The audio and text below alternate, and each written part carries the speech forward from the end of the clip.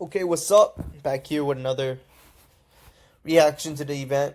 Pretty good card. I liked a lot of the fights on here. I think it was pretty fun. New Jersey cards we always turn up. Crowd's always loud. I mean, it was definitely loud, bro. I mean, I don't think I've ever heard a crowd as loud as it was during the main event. But man, there were some really good moments on here. Some really good, impressive performances. Let's just get started with the first fight of the card. Scrolled way too far. I mean, obviously, very good performance by Maderos. I picked Chinsky to win just because of his grappling. I felt like his grappling could have given him some problems, and it did give him some problems. Chinsky was able to take him down. He was able to get his back, but Maderos was doing really well on the striking. For a short notice performance, Chinsky did really well, and he showed a lot of heart, and I think he deserves a place in the UFC. But Maderos, he was doing really well with the leg kicks, did really well on the striking. There's so many leg kick knockdowns. Man, it was crazy. It was a really good fight. And I think it was a great way to start off this card. I mean, Maderos definitely won. I definitely would give Choinsky maybe round three. But Maderos definitely had some really good moments at round three as well. But I thought it was 29-28 Maderos. But next fight card, which I honestly thought was a really impressive performance from Klin and also Yanao. Really good fight, really back and forth, honestly. In the first two rounds was definitely very dominant for Klin. He was able to do really well the takedowns, taking him down at ease. He showed that not only is he a good striker, he's a good wrestler. But in round three, Yanao was able to come back, land some really good shots on Klin. He has some good power. And he had Klin on the ropes there. I mean, it was definitely a really back and forth fight. I had a 29-28 Klin. I mean, Yanel definitely stole the last round based on the shots he was hitting, the damage.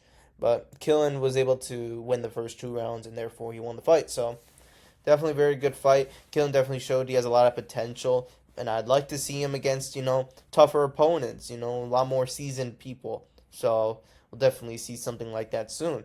So, it's definitely really nice. Next, we got what I call the best performance of the night was Ju Sang Yu against Jasari. I mean, I'm not going to say he's a really good fighter, but, I mean, he was coming in there, and it was just done quick. I mean, he rushed in, Ju Sang only did that short, kind of like, I want to say, it was like a check hook, and, yeah, just slapped him.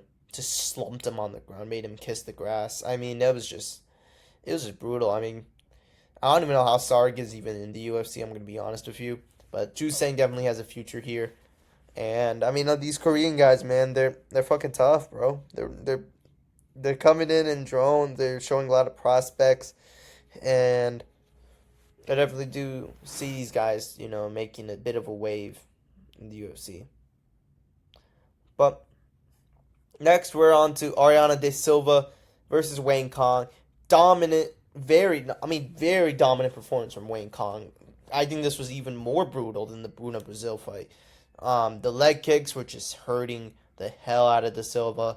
She had pretty much no success, checking those leg kicks, and Wayne Kong was just steps ahead of her in the striking. It was a very dominant performance. I think her striking is truly levels above a lot of the 125ers in this division. She's now in the rankings, and I love to see Wayne Kong get matched up with like a top 8 opponent. I think she deserves it. Very dominant performance. She shows not only she can, brutalize a lot of opponents, but she's super technical, and she can, get, showcase really good striking. But next, we got Chaos Williams versus Andreas Gustafson. I picked Chaos to win, and I think Chaos just got drowned in. I mean, I knew Gustafson was dangerous, but I felt like Chaos had the ability to knock out Andreas Gustafson, but it didn't turn out that well. Gustafson did really well, pushing the pace in the fight, clinching up with him, taking him down, brutalizing him, gassing him out, making him tired, and man, it was a brutal domination from Gustafson. Honestly, it could have been a 30-26 if you really wanted to count it that way. But yeah, 8 takedowns. I mean, it was just not fair, man. But Chaos Williams just got drowned, he gassed, and that was it, man. That was a really good fight. I guess people would be complaining about the clinching, but I felt like the clinching was more active. It's not like stalling against a cage. It was more active think it would be. And I think clinching is definitely very underrated in the sport of MMA. It could definitely turn the pace of the fights. So, yeah. Next, what we call one of the worst fights on the card. Sergey Spievac versus Waldo Cortez Aosta. Spievac was just not doing that much. In the first round, he was coming off in a good start. He was really getting up that momentum, but he was just not able to have that much success with the striking. Waldo Cortez Aosta, he wasn't really doing that much either. He got taken down and rocked a few times by Spievac, but Spievac had a very meh performance, and Waldo Cortez Aosta was able to kind of edge out the rounds towards his favor. A lot of people scored it for Spievac. I scored it for Cortez Aosta. I felt like Spievac did win the first round, but I felt like rounds 2 and 3, Cortez Aosta was just more active on the feet and had landing more damage. But it was so close of a fight that it could have gone either way. And now we got Cortez Aosta in the top 10, which is just goes to show the state of the heavyweight division right now. Spievac, very bad performance. I mean, the performance he had against Tiburo was very good, and in this performance, just like, what the hell happened, And even against Almeida too, he was doing really good. And I don't know, he could have showcased more of that against Cortez Aosta. I think maybe gassed, maybe not a good fight camp. I don't know, but Spievac just didn't have a good performance like he usually does in his wins. So definitely not a highlight I would like to brag about. Next, we got one more impressive performances. Azamat Makenov KOs Brendan Rivero in the first round. Now, did he do it better than Zhang Mingyang? Honestly, I think it was still a very good KO, but I think Murzakanov is definitely very underrated. And like he said himself, he's very underrated, man. And yeah, he has good striking, good KO power. Do I see him making a title run? Maybe. I think he's really undersized for light heavyweight. I feel like he'd be better at middleweight, but also he's very good at light heavyweight, and considering the skill of light heavyweight is a lot lower, he could have a lot more success. I do see him getting into the top 10, but I don't see him really going past the top 5, the top 5 gatekeeping, So I think Murzakanov is definitely underrated, and who knows? We'll see. He's very good striker, very good power. And he pushes the pace in these fights. He's very fast. He's very fluid. He's very fluid on the feet, which is where you don't see that a lot in light heavyweight. You don't see a lot of fluid strikers. I guess maybe Ankalaev and Krylov they're more fluid in their striking. But Murzakanov definitely has the power to back that up. And he's definitely a dangerous guy. I'd love to see him fight maybe Rakic or something. Rakic or I don't know, maybe an Uzdemir. Yeah, those type of guys, who could definitely give him problems on the feet, but would still be very good matchups for Murzakanov. So, yeah, I like this guy. He definitely impressed me with the Manyfield win, and now he's impressed me with this Rivero win. And I'm kind of sensing that Johnny Walker did get lucky. I think he would have probably got knocked down in the first round if he fought Murzakanov. So, yeah, that's really it. Next, what I call one of the best performances of tonight. Joshua Van brutalized Bruno Silva, dropped him multiple times. Bruno Silva's a tough guy. He's a very fluid, fast striker. But Joshua Van was just landing way better shots. I felt like Bruno Silva was just getting hit so hard and so often, just he was not able to get started. Then in round 3, just I think was it a finish? I think it was a finish. Yeah, it was a KO in round 3. Yeah, brutal fight for Bruno Silva. Very dominant performance for Joshua Van. I think Joshua Van's really coming into his own. I think he's making a wave here. Bruno Silva isn't some slouch. He's a really good fighter, and Joshua Van was able to style on him pretty dominantly. I think Joshua Van's boxing, his defense, his takedown defense is super elite for the division, and I do see him becoming a title challenger sometime in the future. For him being 23, he's definitely I think he's a bigger prospect than maybe something like a Tyra or an Albazi, So, for sure, Joshua Van, he's been on my radar ever since the Chiras win. He's been on my radar, and yeah, I think he truly can be a champion. I do see him becoming champion sometime in the future. I have a name for him, Flyweight Max Holloway. That's what I'm gonna call him. Flyweight Max Holloway. Kind of reminds me of that, you know. So yeah. Next, we're on to the main card. Dominant performance by Kevin Holland. I picked him to win. I picked him by TKO, but Darce choke. I mean, Kevin Holland has really good grappling, and for a long time, I've been saying this. Luque's washed. Luque hasn't had a good performance in a while. He had a very good fight against RDA, very good submission win against Corimbo, but apart from that, he's been picked apart by. He's been beat by the top guys like Bilal Muhammad, like I don't know, a lot of people, like Jeff Neal, and Kevin Holland he showed very much a dominant performance. You know, outstruck him in the feet, elbowed him in the back of the head. Not in the back of the head, but elbowed him, gave him a hematoma. It was a brutal elbow, and was just hitting him so many hard shots. Luque was fighting like, you know, he's a really good fighter. He keeps fighting, but round two, he got the Darce choke in, sunk it, and it was just over from there. But yeah, man, Holland had a really dominant performance. I really like Holland at 170. I think he should stay here. I don't think he should try to stay at 185. You know, I get why he does it because of the weight cut and you can fight a lot sooner. But I don't know. I think 170 is his mainstay, and it seems like the weight cut isn't even that bad for him. I think he's doing fine with the 170 weight cut. He's only 190 pounds. So at 185, he's super small, but 170 is actually pretty good. He's actually pretty well sized for the division. A lot bigger than a lot of welterweights in the division. He's a lot rangier, really good striking, really good power. He's really good on the feet. I think a lot of people kind of discount him. You know, has a lot of losses, but he's really dangerous and tricky on the feet. That's what makes JDM's win against him so impressive, because JDM had every disadvantage on the feet, and he was still able to outbox him and destroy him. Honestly, you could even argue it was a 30-27.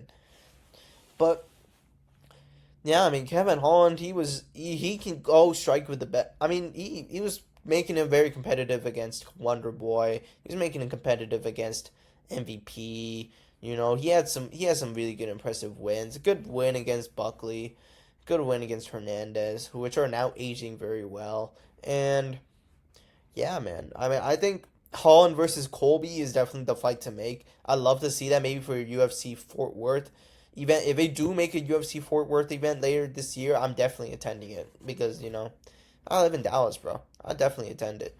So yeah, man. A really good start to the main card. Definitely very, very vintage Kevin Holland performance right there. I really loved it. I have a lot of good things to say about this card too. This card was really good. Some people are calling it ass. Some people are calling it. It's like people will always hate. But I thought this card was genuinely good. I'd give it like a 7, 8 out of 10. There were some stinkers on the card, but I mean, I think overall the fights were pretty good. Next, we got what I call Mario Batista's redemption. This was a very dominant performance from Mario Batista. Patchy Mix was doing some things on the feet too.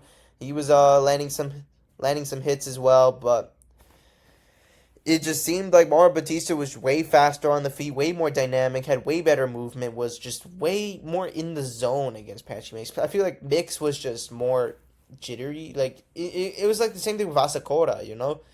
It just felt like he felt flat in that performance, and it was his first fight in the Octagon. But Mario Batista showed why he's a ranked contender in the UFC. Very dominant, impressive win against Patchy Mix. Patchy Mix had his moments, but he just could not grapple Mario Batista. He was not able to get that takedown in because of the body work that Mario Batista was doing. The movement was making it hard. And yeah, he shut down Patchy Mix. I do see there's a future for Patchy Mix. I don't think he's a fraud. I don't think he's a can or anything. But I just think that maybe he needs more time, needs more experience. I think in his next fight, he'll probably be a lot more adjusted. And I'd say give him like maybe a number 15, number 14 ranked guy. Maybe like a Montel Jackson would be a good fight. But yeah, man. I mean, Mario Batista had an impressive performance. I honestly think maybe he deserves a top 5 opponent at this point. Maybe like honestly, maybe I know Song Yadong's fighting Font. Maybe Figueiredo versus Bautista makes sense. I think Figueiredo versus Bautista, you know, once Figgy heals, probably by the later end of this year, I think they'll probably book Figgy versus Bautista. And considering the Song is fighting Font for like the UFC Shanghai event, and we got Corey's fighting for the title, which we're going to talk about later. But yeah, I think Mauro Batista definitely is really talented. I never said Mauro Batista was a bad fighter. He's had some bad performances, but I think this was a performance that will definitely get some respect from some people. So yeah, I mean, he's redeeming himself. He never had to redeem himself, but he's redeeming himself. Next, Joe Pyfer versus Kelvin Gastelum. Very clear Joe Pyfer win. A lot of people were scoring it for Gastelum, and Gastelum did have a very good round. Did have very good performance. I mean, I didn't think it was that bad. Round 1, he was getting beat up, dropped multiple times. Joe Pyfer dominated him in round 1. Round 2 and 3, Joe Pyfer started to slow down, not striking as much. And Kelvin Gastelum was able to build up that momentum. And, it was definitely very, very surprising thing to see from Kelvin. I think I like Kelvin now. I think Kelvin's kind of, compared to his 170 performance against Sean Brady, this is definitely a better version of Kelvin. I like him at 185, considering he's probably not going to make weight at 170. And Joe Pyfer did slow down. He still won, but I don't know. Not a very good performance from Joe Pyfer.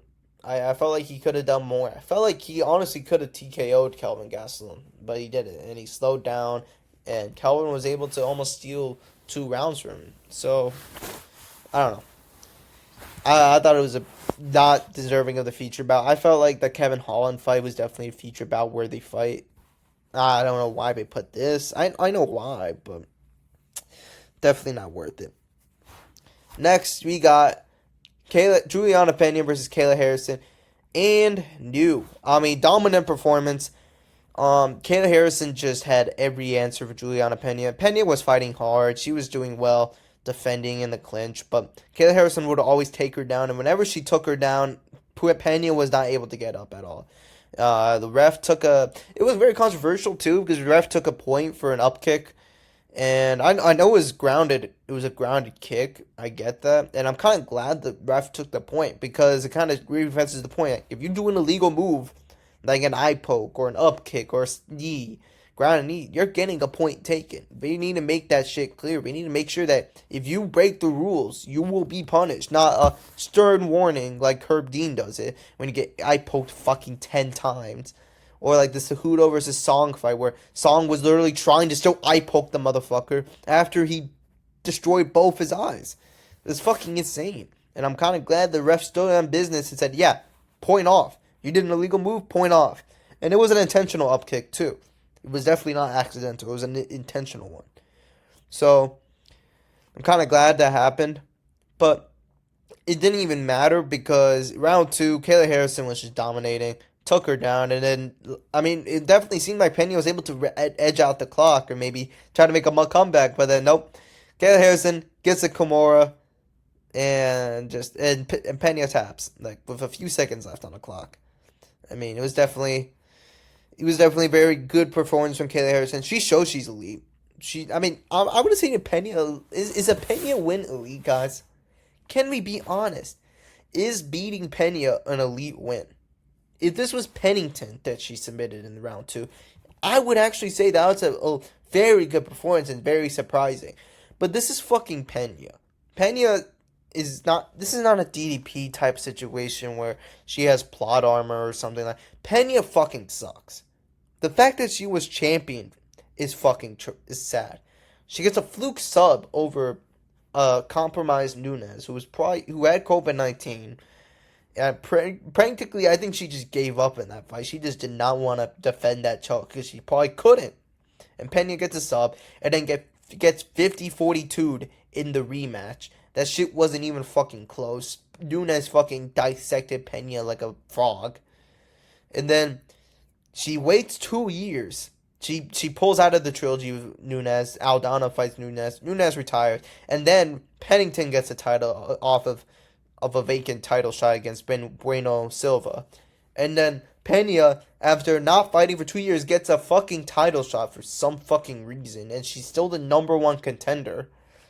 And then you can even argue Pennington won that fucking fight. I thought Pennington won 3-2. I did not think Pena. I thought Pennington won the fight. I did not think Pena won that. Pena was getting pieced up in the later rounds. I felt like Pennington took it. Then Pena wins. Big misery there, but who fucking cares? It's fucking Pennington versus Pena. Nobody fucking cared. It was an Alex Pereira fight night, bro. Who gave a fuck? And then Pena talking all this shit, making everyone think shit. Pena might out tire Kayla Harrison. Even she was getting me doubted. You know, I was thinking maybe Harrison won't make weight. Harrison makes weight. I make my prediction. I still chose Harrison to win, but I felt like it could have been a decision. But no, Harrison fucking dominated Pena. Pena showed some heart, but it wasn't that much heart because she fucking tapped to the Kimura. So, yeah, I wouldn't say elite win. I'm honestly curious to see how Harrison versus Nunes would go.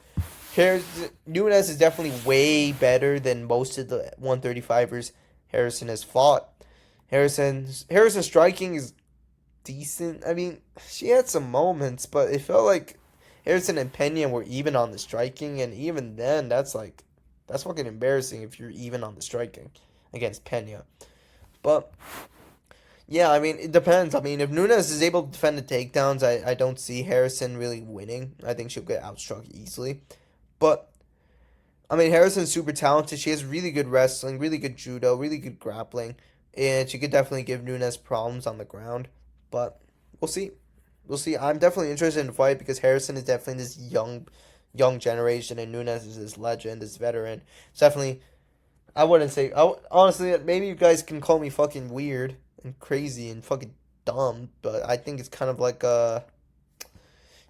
if Tom Aspinall versus Ngannou fought, you know, legend in the heavyweight division versus an up and coming not an up and coming guy, but a young champion who's showing a lot of promise, you know. I think Harrison versus Nunes is definitely more entertaining than a Pena versus Nunes trilogy, and I'm thankful that Pena is not gonna be champ anytime soon.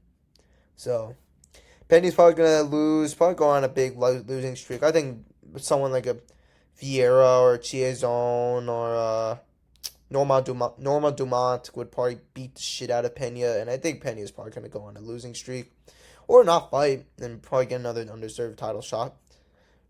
But we'll see. We'll see. But very good performance from Harrison. Very good win. She's champion now. I'm kind of glad she's champion. She definitely is very skillful, very good. And on her only losses to Larissa Pacheco, who she beat twice anyways. So, honestly, you can say she's just as good undefeated. She's probably like 20-0. Who knows? But, anyways, next, we're going to talk about the most impressive performance. Morav versus Sean O'Malley. Morav destroyed the fuck out of Sean O'Malley. This shit wasn't fucking close.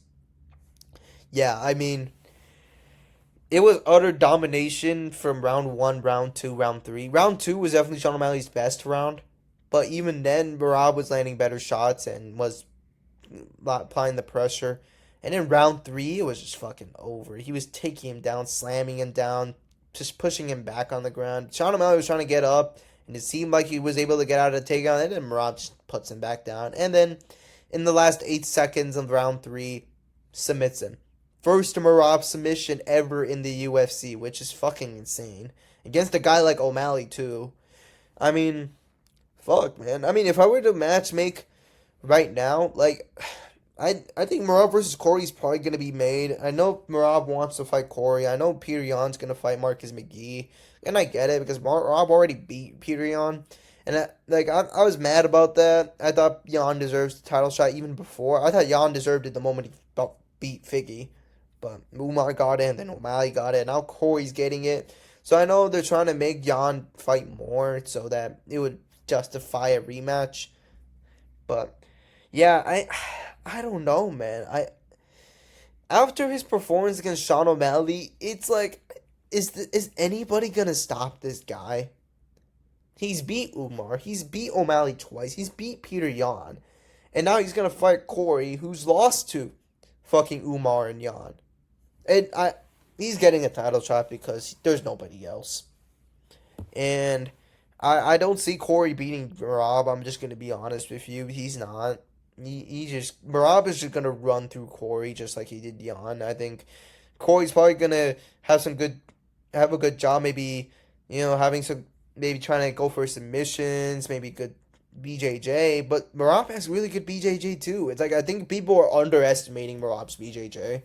Merab's understanding of grappling is very elite. It's like, it's super elite.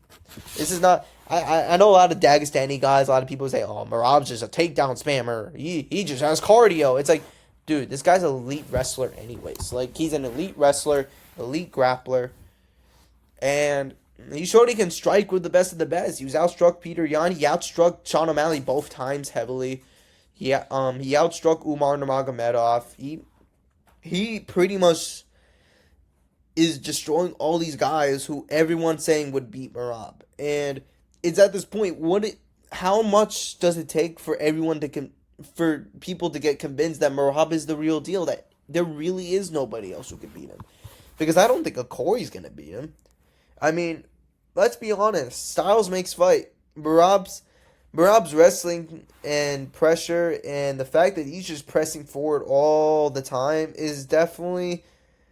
I mean, maybe Corey will probably get a knee in here or there, but Merab's a tough guy. I don't think he's going to get stunned by a Corey knee. And let's be honest, when's the last time Corey's ever got a KO?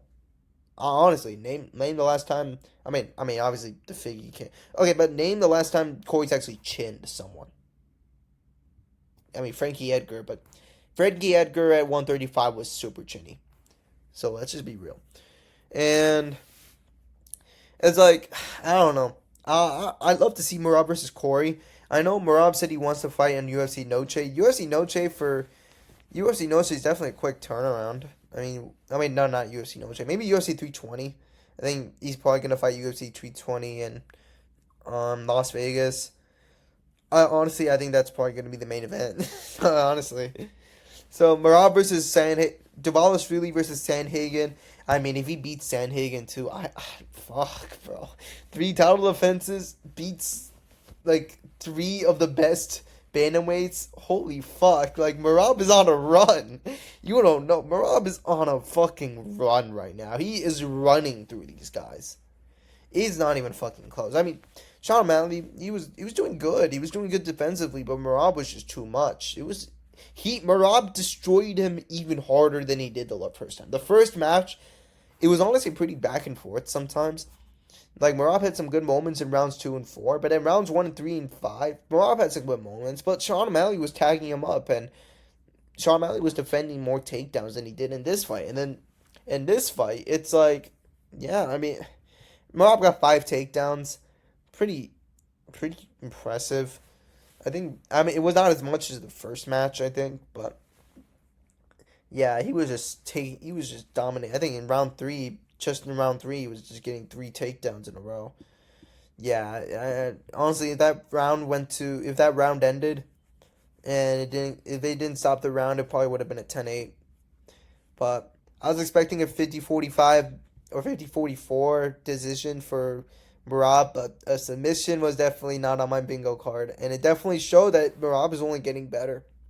He's only getting better. In rematches, Sean O'Malley's no longer undefeated in rematches, and it makes sense because the only rematch he's had was against fucking Chito Vera. Like, that was an impressive win.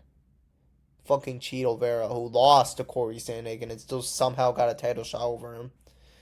And then Morav showed that he's truly elite in this division. I mean, now he's the champion. 2 defenses against O'Malley and Umar Nurmagomedov. Name someone else ever in bantamweight history to have a legacy like Morav. John Anik said he was the bantamweight GOAT. I agreed. That was before the fight. After the fight, it's no argument. He is the bantamweight GOAT. And, there'll always be the Dagestani guys saying Umar could beat him. Like, that's going to happen. And there's the guys who's going to say, oh, Corey Sandhagen will beat him. Like, okay, bro. But, yeah, man. Morav showed a very dominant performance. For Sean O'Malley, it's clear that Corey's going to get a title shot. For Sean O'Malley, though, what is his next fight? I hope he does. If he moves up to 145, I wouldn't be surprised. Like, he maybe gets, like, a top 10 opponent, or maybe a top 5 opponent in 145. Maybe, honestly, maybe a Lerone Murphy would be an interesting fight. If he gets, like, that type of opponent for 145, I'd actually enjoy that fight. I think Sean O'Malley will definitely try to size up and build some muscle. And It would definitely make sense to go up to 145 at this point because I don't think he's gonna be champ as long as MERAB is the champ. So I don't know. Like, should Sean O'Malley just stay and just defend his ranking against contenders? And even if he does, he's probably not gonna move up to 145. Chael Sonnen said that idea was entertained, but it's Chael Sonnen who he's usually lying most of the time. If Sean O'Malley is staying at 135, I don't know. I mean, a lot of the top five's already pretty booked, except Umar. I mean, Sean O'Malley versus Umar would definitely be an interesting fight. I'm not a fan of giving Umar a number one contender fight. I definitely don't want to see that. I think Umar should fight down, considering he's only had one ranked win.